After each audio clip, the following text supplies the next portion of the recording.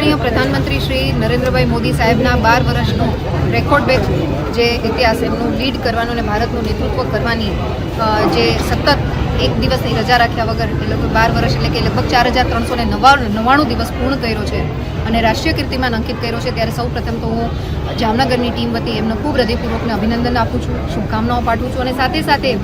આ જ અંતર્ગત જે પ્રગતિપથ યાત્રાની વાત કરીએ એમાં જામનગરની 78 વિધાનસભાની જે શાળા નંબર 31 છે જે પીપી મોડલ અંતર્ગત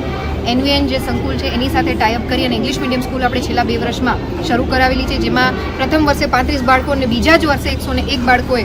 અહીંયા એડમિશન લીધેલું છે। ત્યારે ખૂબ જ સરસ આ શાળાનું આખું કાર્યક્ષમતા અને શિક્ષણ કાર્ય ચાલી રહ્યું છે। ત્યારે હું જામનગરની જનતા જનાર્દનને પણ અપીલ કરું છું કે આ શાળામાં વધુમાં વધુ આપણે એનરોલ કરીએ અને ગવર્મેન્ટ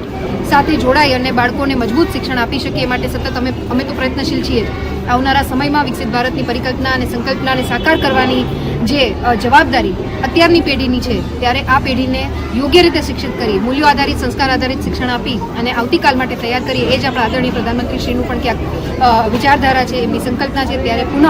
હું આદરણીય પ્રધાનમંત્રી શ્રી નરેન્દ્રભાઈ મોદી સાહેબને હૃદયપૂર્વકનો આભાર માનું છું અને આજરોજ જામનગર મહાનગરની નગર પ્રાથમિક શિક્ષણ સમિતિના માધ્યમથી ચાલતી શાળા નંબર 31 ત્યારે નગર પ્રાથમિક શિક્ષણ સમિતિના અધિકારીગણ તેમજ સંચાલક મંડળ અને એનવીએન